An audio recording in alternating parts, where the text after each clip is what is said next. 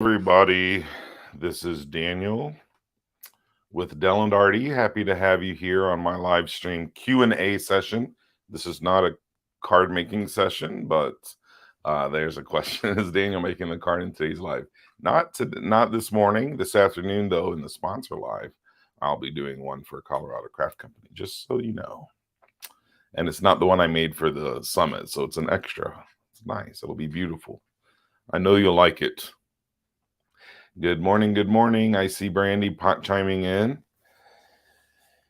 If you have any questions, I'm here to answer them for you. I hope you're enjoying the summit so far. I just love these. There's just a great way to pull lots of minds together and lots of creativity together and see how a community can come up with ideas and share with each other how to create new and unexpected ways sometimes.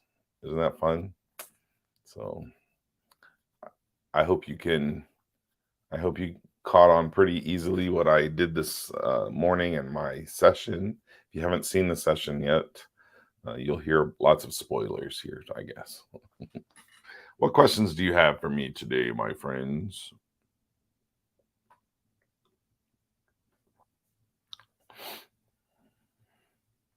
Thank you, Linda. Linda said she loved my presentation. That is very sweet of you. Linda always enjoys my coloring. That's very kind. Thank you. Thank you, Kelly. You're sweet. Thank you very much. What's your best advice for people new to Copics? If you're brand new to Copics, my best advice is get a list of the colors that you want to buy before you buy them all and before you start. Get a list of things, the kind of colors that you want to work with. I have 3 different lists available for you, and I can you can find those over on my website. I can give you a list if you need them. Just send me an email if you can't find them or if you don't have the list. My email is dellandarty@gmail.com. You send me an email and I'll get the lists out to you. But pick a list, the kind of style that you like, and then go from that list and practice. Linda, how did you get into card making? She says, a friend of mine at church got me hooked. She brought in her card making supplies one day and got the kids playing with it. And I thought, that looks really amazing. And I started playing with it too. And I got hooked. You know how it is when you find something you really like and you're like, I wasn't expecting to like that, but I really liked it. So, yep, that's how. Kelly wants to know what part of Colorado I'm in. I'm not in Colorado. I'm in Rhode Island, long way away from Colorado. But I work closely with Colorado Craft Company as their official spokesman. When did you decide to flick or spot touch? When do you decide to flick or spot touch on your inking?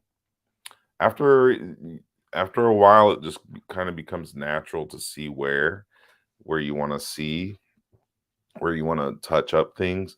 But generally speaking, where I want to add a darker area, a more pigmented area, I'll start there and then flick out. If I know I'm going to blend something, if I want a gradient of color, like going from one shade to another or one intensity to another, I'll flick. So I'll start the more intense area at the beginning of the flick and end the flick where I want to blend things. So just think of the end of the flick as less pigment, less ink, so that it blends more easily with the color that you're going to come in from on the other side. Also, what was the question before? There was another spot touching. Spot touching is where I want to add a little texture to something. I'll add a little bit of splotchy spots in there just for texture, especially like on clothes or even fur or something like that, or a beard like in today's presentation. Do you always use the Copic paper? No, I don't. I prefer the Copic paper because especially if I'm going to do blending on it, it's way easier. It's easier on my nibs, on the Copic nibs, and it's easier to get to blend with, so you don't use too much ink. So, I mean, overall, either way, you're going to be paying for something. Either you're going to overspend, you're going to underspend on the cardstock and overspend on ink refills, or you're going to buy the good cardstock and save on your ink.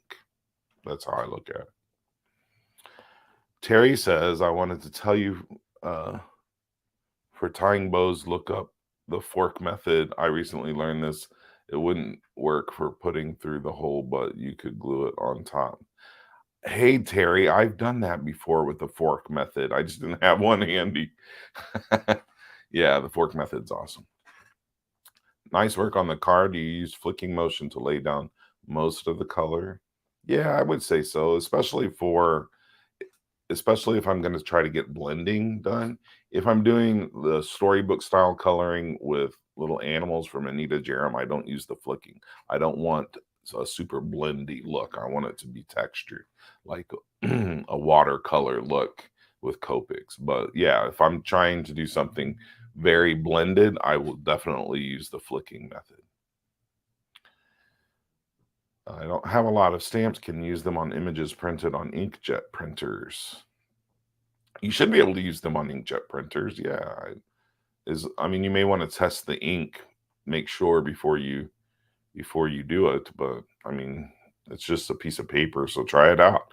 Depends probably on your inkjet printer, but I use it on my laser jet printer. My laser printer is definitely Copic friendly. So if you have printable images, you can do that. Linda misses me once my regular lives. You know what, Linda, just to explain a little bit about that, I had gone through a pretty turbulent time in a good way in my life last year. So our church started growing. I'm a pastor, so our church started growing, and I needed to pay a lot closer attention to a lot of things as people were coming in. We had to teach them and get them all set.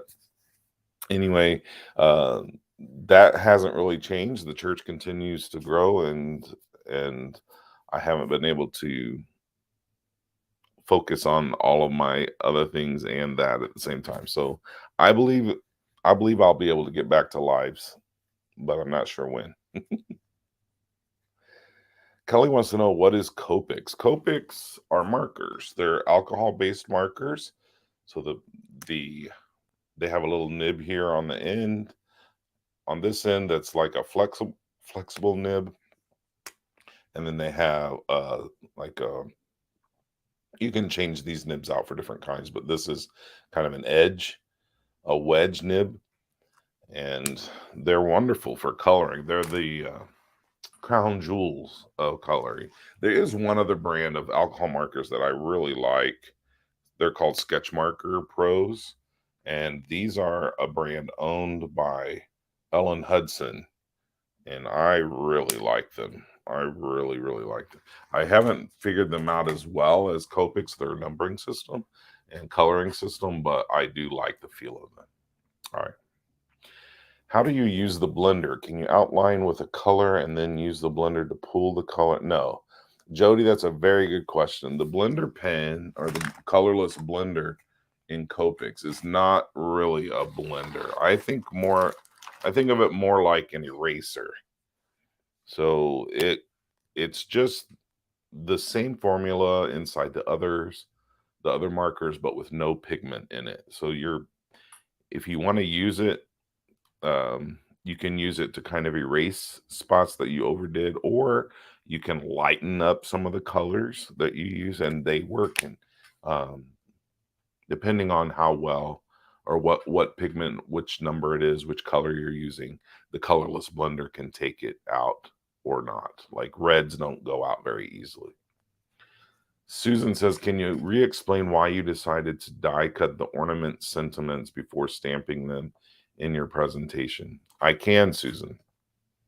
When you want to create, here's an example.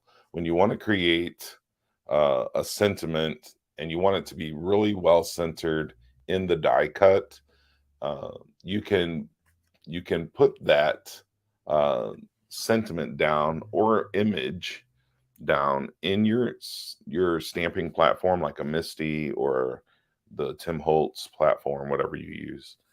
You can put it in there, stamp it on the platform, and then already have the die cut done. Then you can take this the negative piece and line it up over your stamped image on the platform, and then put your die cut in there so that you get a perfect centered stamped die cut piece every time. It's a little trick that I learned from watching Gina K. Yeah. Where do you buy your markers, and what kind do you like most? Sorry if I was asked. It was asked in here. Hasn't been asked. Very good question. You can buy these. I bought some of my markers at Michael's. It's a craft store in the U.S. and they had them on clearance for like $2 for a while. So I bought a ton. Of them there. My friends at Colorado Craft Company also, when those were on clearance, went hunting for them in their local Michaels, and they sent me a ton as well. So I pretty much got a complete set that way. They were so sweet to send them to me because I work closely with them. And other than that, my favorite place to buy them and my refill supplies, I always buy them at violettainc.com, and those are in my supplies list. That link is in my supplies list. It's in my Copic beginners guides that I mentioned earlier that you're welcome to pick up at my website. So yeah, that's where I get mine. She has the best the best prices, but if you want to wait for some to come on sale or whatever, you can do that at various places. Ellen Hudson can sometimes have them on a really good price. And what I like about Violetta Ink is that every month she has a new color family on sale, 10% off her lowest prices already. So she has the lowest prices on the internet, as far as I know. And then you get an extra 10% off that. Just always tell her that Daniel sent you. All right. So is Bristol Smooth good for Copics? Yeah, you can use Bristol Smooth. It's not as good as Express It card, but it works fine. Just try to avoid using very porous, very you need paper that's doesn't have a lot of texture on it. You wouldn't want to use watercolor paper too much. Watercolor paper will just suck in the ink. I mean, if you want to touch up some, I have neighbors out there being noisy. If you want to touch up some watercolor, I do that sometimes, just here and there with Copics. I do that as well. But yeah, Bristol Smooth will work. What is my favorite tool that I use? I guess the tool that I can't ever live without, of course, is my Misty, my Tim Holtz trimmer. I love my little Hero Arts compact cutter. I just love this thing. I don't know if it's in my list or not, but it doesn't take up much space, and I can get a little die cuts done quickly without pulling out my big plates for my Gemini Junior. So that's probably one of my favorite tools. I also like this darn thing for embossing, the rabbit hole designs embossing tool. Is it hard to replace the nibs? Nope. Easy. I take out not the brush tip, not the brush tip. I take out the wedge tip, and I just use my fingers, or if I don't want to get ink on, like some of the ink stain more than others, like the reds, I'll just grab a piece of acetate or plastic I have laying around and grab it and pull it out. There is a tool, little tongs for that, but I never have them handy. I always misplace them. So I just pull it out with my fingers, pour in the ink on that end, put it back in, and then open my brush tip nib and fill it there just a little bit, just to make sure it's nice and wet. And the other, does it save money? What was the other one? Artist, sorry. There was another question there I didn't get to. Does it save money to replace the nibs or just buy new markers? I'll definitely buy new nibs. I hardly ever buy new markers unless they end up like constantly drying out. I don't have a fix for that. I think the lids are off on them if they just constantly dry out. Like this, my Copic blender, I probably should get a new one because it's just constantly drying out. And I think it's because my lids are not exactly tight on it. Someone mentioned somewhere that you can write to Copic and get a lid on there, but I mean, for $5, I just buy another one and not worry about it. Do you store markers vertically? I do. I store markers vertically. I don't think it makes a huge difference. Some people say it does, but I haven't found that it makes a difference.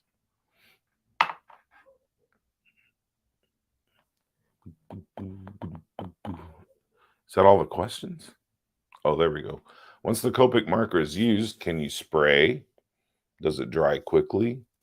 I bought about 8 of them and still have not used. What's the best way to store them? I'm not sure what you mean by spray.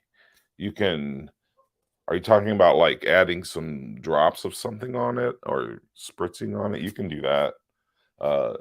Alcohol markers, when you lay down pigment on it, they won't move with water.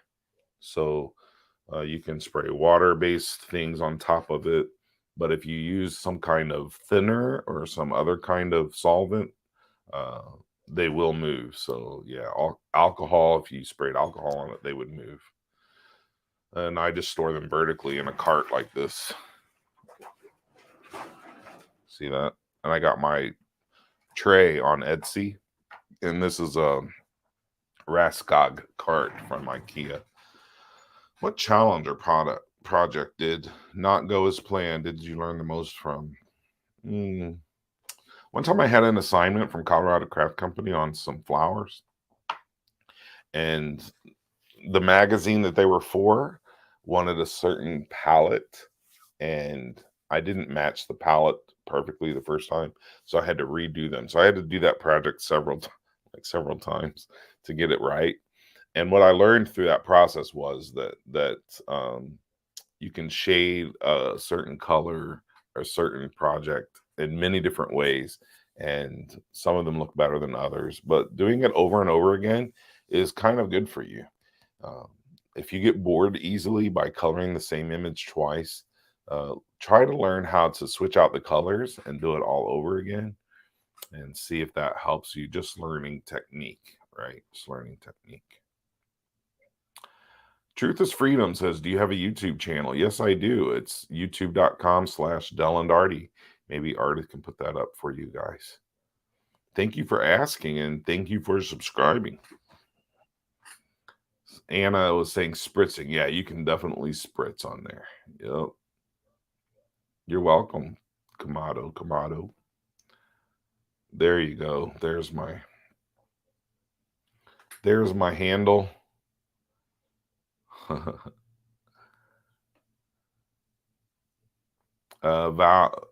Val says, I discovered if your Copics aren't constantly drying out, the barrel has micro cracks around the nib housing. Okay, see? So you probably need a new barrel. You probably need a new marker. That's what I usually do, just get a new marker. Yep. What was the little embossed thing I showed, stocked and stuff? This is Rabbit Hole Designs. This is a fantastic little product, but you get the embossing, the powder. This is AntiStatic Powder in here. This top kind of screws off and you can refill that. But on the inside is this little brush. It's like a makeup brush. And it refills by just kind of pumping that in there like that. And then you get more, a plume of it. Ooh, achoo. And then you just pull it back down, brings all the brush down together, put your lid back on, and it gives you a nice amount of anti-static powder on your project. Rabbit Hole Designs, that's where that's from. You can get those at most stores. What kinds of art do you make for your children? If I make art for my kids, I make them cards, birthday cards, and things like that. My kids and my whole family, when they need a card, they don't ever go back to Walgreens or anything, Hallmark or anything. They just come to the store here. I call it my store. I just have boxes of my cards, and they just pick things out for their baby showers and birthdays and things like that. Why, thank you, Wendy. I am a bearded wonder. Yeah. Yeah. It's weird too, because most guys, I don't know why the crafting world doesn't have more guys in it. It's so much fun. What is my favorite type of stamp to color? Actually, I love coloring florals, but my favorite kind of stamp are the big and bold stamps from Colorado Craft Company, because there's a lot of real estate there. So you can really color a lot, I like that. There's a lot of details sometimes, and I just really like the open space to color in. So if I'm going to color, I like big open spaces. I don't really like doing tiny, tiny, tiny things for stamps anyway. You're welcome, Anna. Anna said thank you. You're welcome.